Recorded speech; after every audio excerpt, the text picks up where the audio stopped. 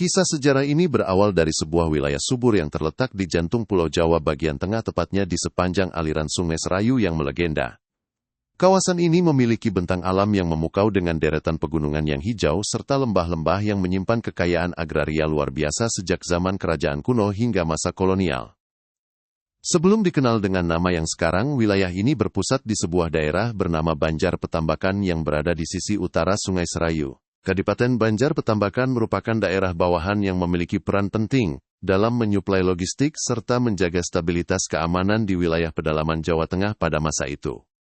Kehidupan masyarakatnya sangat bergantung pada hasil bumi dan perikanan darat yang dikelola secara tradisional, namun memberikan kesejahteraan yang cukup merata bagi seluruh penduduk desa. Lingkungan yang asri dan kearifan lokal yang masih terjaga menjadikan Banjar Petambakan sebagai pusat peradaban kecil yang disegani oleh wilayah di sekitarnya. Kepemimpinan di Banjar Petambakan dilakukan secara turun-temurun oleh para bangsawan yang memiliki kedekatan dengan pusat kekuasaan di Kasunanan Surakarta maupun Kesultanan Yogyakarta. Para pemimpin ini dikenal memiliki hubungan yang sangat baik dengan rakyat, karena mereka sering turun langsung untuk memantau kondisi persawahan dan sistem pengairan.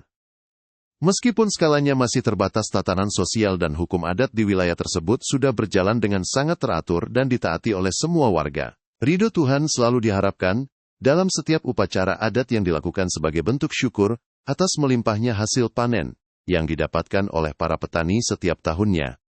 Namun seiring berjalannya waktu, lokasi pusat pemerintahan di Banjar Petambakan mulai menghadapi kendala geografis yang cukup serius bagi perkembangan sebuah kota. Wilayahnya yang berada di dataran rendah yang sempit seringkali mengalami kesulitan dalam perluasan pemukiman karena terbatas oleh bentang alam pegunungan di sisi utara. Selain itu, akses menuju pusat-pusat perdagangan utama di wilayah lain masih terhambat oleh kondisi jalan yang sulit dilalui saat musim penghujan tiba.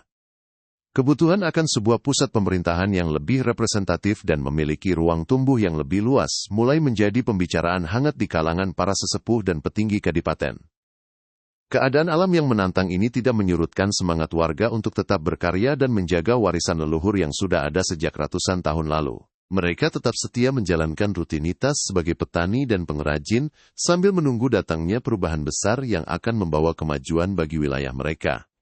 Tradisi menghormati para embah dan leluhur melalui perawatan makam kuno tetap dilakukan sebagai bentuk penghormatan terhadap sejarah panjang pembukaan lahan tersebut.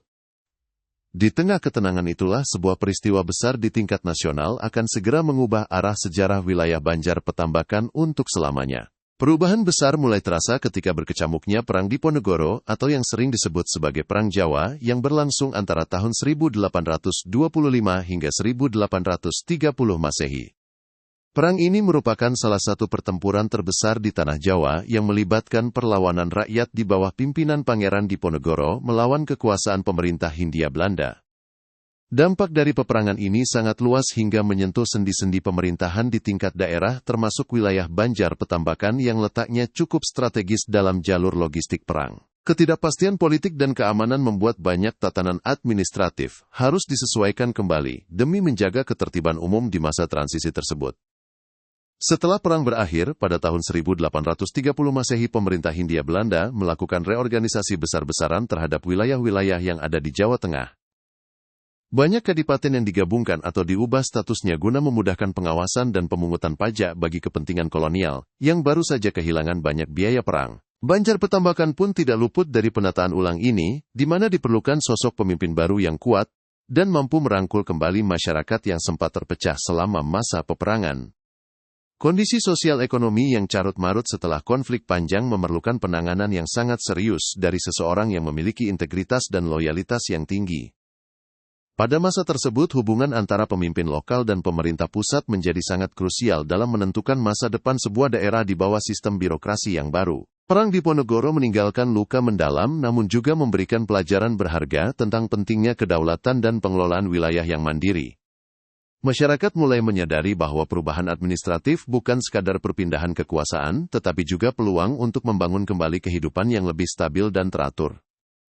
Penataan ulang wilayah ini menjadi titik tolak bagi lahirnya struktur pemerintahan modern yang akan menjadi dasar bagi berdirinya kabupaten di masa yang akan datang. Dalam situasi yang penuh tantangan tersebut muncullah seorang tokoh penting bernama Kiai Ngabehi Manyura, yang berasal dari kalangan bangsawan terhormat.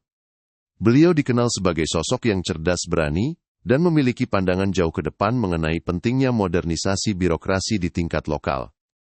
Atas kesetiaan dan kemampuannya dalam menjaga keamanan selama masa pergolakan, beliau mendapatkan kepercayaan besar dari pemerintah Hindia Belanda dan juga penguasa lokal. Kiai Ngabehi Manyura kemudian diusulkan untuk menjadi pemimpin baru yang akan memimpin proses pemulihan dan penataan wilayah Banjar Petambakan pasca Perang Besar berakhir. Kepemimpinan beliau dimulai dengan upaya melakukan rekonsiliasi di antara faksi masyarakat yang sempat berseberangan selama masa konflik bersenjata. Beliau sering mengadakan pertemuan dengan para tokoh agama dan tokoh masyarakat untuk menyerap aspirasi serta memberikan ketenangan batin bagi warga yang masih trauma akibat perang. Pendekatannya yang humanis namun tetap tegas menjadikannya sosok yang sangat dicintai oleh rakyatnya, yang merindukan kedamaian dan kemakmuran kembali hadir di tanah mereka. Berkat tangan dinginnya, stabilitas sosial di wilayah Banjar Petambakan dapat pulih dalam waktu yang relatif singkat, sehingga fokus pembangunan dapat segera dimulai. Sebagai bentuk penghargaan atas jasa-jasanya, Kiai Ngabehi Manyura kemudian diangkat secara resmi sebagai bupati dengan gelar Tumenggung Dipoyudo IV. Gelar ini bukan sekadar simbol kekuasaan, melainkan sebuah mandat besar untuk membawa rakyat menuju gerbang kemajuan yang sesungguhnya di bawah naungan Tuhan Yang Maha Esa. Beliau menyadari bahwa tugas yang dipikulnya sangatlah berat karena harus membangun sebuah pondasi pemerintahan yang benar-benar baru di tengah keterbatasan sumber daya yang ada. Namun dengan semangat pengabdian yang tulus, beliau mulai merancang strategi besar untuk memperluas jangkauan pemerintahan hingga ke pelosok-pelosok desa yang terpencil. Gelar Tumenggung Dipoyudo IV sendiri merujuk pada silsilah keluarga besar Dipoyudo yang sudah lama mengabdi di wilayah tersebut sebagai penjaga tradisi dan kekuasaan. Dengan mengemban nama besar tersebut, beliau merasa memiliki kewajiban moral untuk tidak mempermalukan para leluhur dan tetap menjaga martabat keluarga di mata rakyat. Sifatnya yang rendah hati dan selalu mengedepankan kepentingan umum menjadikannya teladan bagi para bawahannya dalam menjalankan tugas administratif sehari-hari. Sejarah akan mencatat namanya sebagai arsitek utama yang meletakkan batu pertama bagi berdirinya sebuah kabupaten yang mandiri dan berdaulat di lembah Sungai Serayu. Salah satu kebijakan paling revolusioner yang diambil oleh Tumenggung Dipoyudo IV adalah rencana perpindahan pusat pemerintahan dari Banjar Petambakan. Beliau melihat bahwa lokasi lama di utara sungai sudah tidak lagi memadai untuk menampung pertumbuhan penduduk dan aktivitas ekonomi yang semakin meningkat pesat. Setelah melakukan survei mendalam di berbagai titik, beliau menemukan sebuah dataran luas di sebelah selatan Sungai Serayu yang dianggap sangat ideal untuk dijadikan ibu kota baru. Lokasi tersebut memiliki tanah yang datar, sumber air yang melimpah dari sungai, serta akses yang lebih mudah untuk dijangkau dari berbagai arah di wilayah sekitarnya. Keputusan untuk berpindah lokasi ini tentu saja menimbulkan perdebatan di kalangan internal pemerintahan karena banyaknya aset yang harus ditinggalkan di tempat yang lama. Namun, Tumenggung Dipoyudo IV mampu memberikan penjelasan yang logis bahwa masa depan wilayah ini bergantung pada ketersediaan ruang untuk berkembang secara berkelanjutan. Beliau meyakinkan semua pihak bahwa pusat pemerintahan yang baru akan dibangun dengan konsep yang lebih modern namun tetap mempertahankan nilai-nilai tradisional Jawa. Sungai Serayu yang selama ini menjadi pembatas akan diubah fungsinya menjadi urat nadi penghubung yang akan mempercepat distribusi hasil bumi menuju pasar-pasar besar. Pertimbangan strategis lainnya adalah faktor keamanan dan ketahanan wilayah dari ancaman bencana alam, seperti tanah longsor, yang sering mengancam wilayah perbukitan di utara. Dataran di selatan sungai memberikan rasa aman yang lebih bagi pusat perkantoran dan pemukiman penduduk karena kondisinya yang jauh lebih stabil secara geologis. Perpindahan ini juga dimaksudkan untuk menjauhkan pusat kekuasaan dari sisa-sisa trauma konflik masa lalu dan memulai sebuah lembaran baru yang lebih bersih dan optimis. Visi besar ini kemudian didukung oleh para ahli bangunan dan empu pembuat peralatan yang segera dipersiapkan untuk melakukan pembangunan besar-besaran di lokasi yang baru. Proses pemindahan ini dilakukan secara bertahap dengan melibatkan partisipasi aktif dari seluruh lapisan masyarakat yang dengan sukarela membantu pengangkutan material bangunan. Tumenggung Dipoyudo IV memimpin langsung jalannya perpindahan tersebut untuk memastikan bahwa seluruh arsip dan barang berharga kadipaten tetap terjaga dengan baik. Semangat kebersamaan yang ditunjukkan oleh warga menjadi modal sosial yang sangat kuat dalam membangun kembali identitas wilayah yang baru di seberang sungai.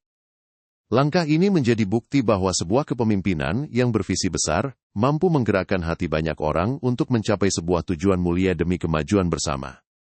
Bersamaan dengan rencana perpindahan tersebut, disusunlah sebuah nama baru yang akan menjadi identitas resmi bagi wilayah yang sedang dibangun ini. Nama yang dipilih adalah Banjarnegara yang merupakan perpaduan dari dua kata bahasa Jawa yang memiliki makna sangat dalam dan filosofis bagi masyarakat setempat. Kata Banjar memiliki arti sawah atau hamparan yang tertata dengan rapi, atau bisa juga diartikan sebagai barisan pemukiman yang teratur dan harmonis. Penggunaan kata ini dimaksudkan agar kota yang baru tersebut senantiasa menjadi tempat yang nyaman subur dan memberikan penghidupan bagi siapapun yang tinggal di dalamnya. Sementara itu, kata negara memiliki arti sebagai sebuah pusat pemerintahan atau sebuah kota yang memiliki tatanan hukum dan administratif yang berdaulat dan kuat. Dengan menggabungkan kedua kata tersebut, Banjarnegara diharapkan menjadi sebuah kota yang berawal dari hamparan sawah yang subur, namun memiliki wibawa sebagai sebuah pusat kekuasaan yang mandiri. Nama ini juga mencerminkan cita-cita Tumenggung Dipoyudo IV untuk menciptakan sebuah harmoni antara sektor agraris yang menjadi tumpuan hidup rakyat dengan sektor birokrasi yang melayani. Identitas baru ini segera disosialisasikan kepada seluruh penduduk, agar mereka memiliki rasa bangga terhadap tempat tinggal mereka yang baru dibangun tersebut. Dalam tinjauan etimologi yang lebih luas, Banjarnegara juga mengandung harapan agar wilayah ini mampu bersaing dengan kota-kota besar lainnya di Jawa dalam hal kemajuan ekonomi dan kebudayaan. Nama tersebut dianggap sangat sakral dan penuh doa, sehingga proses pemberian namanya pun dilakukan melalui pertimbangan batin yang sangat mendalam oleh para sesepuh daerah. Rakyat menerima nama Banjarnegara dengan tangan terbuka karena terdengar sangat megah, namun tetap membumi dan tidak meninggalkan akar sejarah sebagai masyarakat agraris. Penggunaan nama baru ini sekaligus menandai berakhirnya era Banjar Petambakan dan dimulainya era kejayaan baru di bawah kepemimpinan Tumenggung Dipoyudo IV. Setiap suku kata dalam nama Banjarnegara seolah-olah menjadi pengingat bagi setiap warga untuk selalu menjaga kerukunan dalam keberagaman yang ada di masyarakat. Mereka meyakini bahwa dengan menjaga keteraturan atau Banjar di tingkat paling dasar, maka sebuah kedaulatan atau negara yang kuat akan dapat terwujud dengan sendirinya. Filosofi ini kemudian diaplikasikan dalam perilaku sehari-hari masyarakat yang sangat menghargai tata krama dan gotong royong dalam setiap kegiatan sosial maupun keagamaan. Nama Banjarnegara pun mulai dikenal luas hingga keluar daerah sebagai sebuah tempat yang sedang tumbuh dengan semangat pembangunan yang sangat luar biasa di pinggiran Sungai Serayu. Setelah lokasi ditentukan, dan nama telah disepakati, pembangunan infrastruktur pun dimulai dengan mengikuti pola tata kota tradisional Jawa yang sangat tertata. Pusat dari segala aktivitas di kota baru ini adalah sebuah alun-alun yang luas di mana di sekelilingnya terdapat bangunan-bangunan penting yang melambangkan keseimbangan hidup. Di sisi utara alun-alun dibangunlah Pendapak Kadipaten sebagai tempat bupati menjalankan roda pemerintahan dan menerima aspirasi dari seluruh rakyatnya secara terbuka. Pendapak ini dirancang dengan arsitektur yang megah, namun tetap memiliki kesan terbuka, yang menandakan bahwa pemimpin harus selalu bisa diakses oleh siapapun yang membutuhkan pertolongan. Di sisi barat alun-alun didirikan sebuah masjid agung yang megah sebagai simbol ketaatan masyarakat terhadap ajaran agama dan pengakuan akan kekuasaan Tuhan yang absolut atas segala hal. Kehadiran masjid ini menjadi pusat kegiatan spiritual, sekaligus pendidikan karakter bagi generasi muda, agar mereka tidak hanya cerdas secara intelektual, tetapi juga memiliki akhlak yang mulia. Sedangkan di sisi timur dan selatan, alun-alun dibangun sarana pendukung lainnya, seperti pasar tradisional, kantor administrasi, serta penjara sebagai sarana penegakan hukum bagi mereka yang melanggar aturan. Tata letak ini mencerminkan konsep catur gatra tunggal yang mensinergikan kekuatan pemerintahan, agama, ekonomi, dan hukum dalam satu kesatuan yang harmonis. Pembangunan kota baru ini melibatkan banyak tenaga ahli mulai dari arsitek tradisional hingga para pengrajin batu yang bekerja keras untuk mewujudkan visi sang bupati. Jalan-jalan utama mulai dibangun dengan lebar yang cukup, agar dapat dilalui oleh kereta kuda dan alat transportasi pengangkut hasil bumi dari desa-desa di sekitar ibu kota. Saluran drainase juga dipikirkan dengan sangat matang, agar kota ini terhindar dari banjir, mengingat letaknya yang berada tidak jauh dari aliran Sungai Serayu, yang sangat besar. Tumenggung Dipoyudo IV sering terlihat berada di lokasi proyek untuk memberikan semangat dan arahan langsung kepada para pekerja, agar kualitas bangunan tetap terjaga dengan standar yang paling baik. Warga yang baru berpindah pun mulai membangun pemukiman mereka di sekitar pusat kota, dengan mengikuti pola yang sudah ditentukan agar tetap terlihat rapi dan tidak semrawut. Setiap lingkungan pemukiman memiliki ruang terbuka hijau dan tempat peribadatan kecil yang menjadi tempat berkumpulnya warga pada sore hari setelah selesai bekerja di ladang. Pertumbuhan kota yang sangat terencana ini menjadi daya tarik bagi para pendatang dari luar daerah untuk menetap dan membuka usaha perdagangan di Banjarnegara yang baru. Dalam waktu singkat suasana di pusat kota mulai terasa sangat hidup dengan aktivitas pasar yang ramai, dan kegiatan pemerintahan yang berjalan dengan sangat lancar setiap harinya.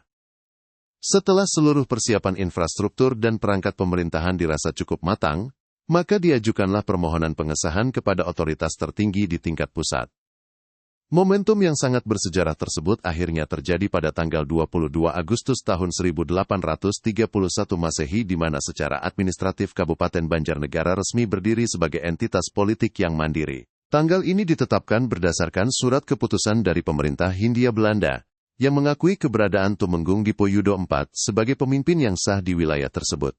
Peristiwa ini disambut dengan perayaan besar oleh seluruh rakyat yang merasa bangga, karena wilayah mereka kini telah memiliki status hukum yang jelas dan diakui secara luas. Upacara peresmian dilakukan di alun-alun dengan dihadiri oleh berbagai pejabat dari daerah tetangga serta para tokoh masyarakat yang telah ikut berjuang sejak awal mula rencana perpindahan. Dalam pidatonya Tumenggung Dipoyudo IV berpesan agar momentum ini dijadikan sebagai titik awal untuk bekerja lebih keras lagi demi kemakmuran seluruh rakyat Banjarnegara tanpa terkecuali. Beliau juga menegaskan bahwa segala keberhasilan yang dicapai merupakan ridho Tuhan yang harus disyukuri, dengan cara tetap menjaga amanah dalam mengelola kekayaan alam dan sumber daya manusia. Semangat kemandirian ini menjadi pondasi bagi perjalanan panjang Kabupaten Banjarnegara dalam menghadapi berbagai dinamika zaman yang akan terus berubah di masa depan.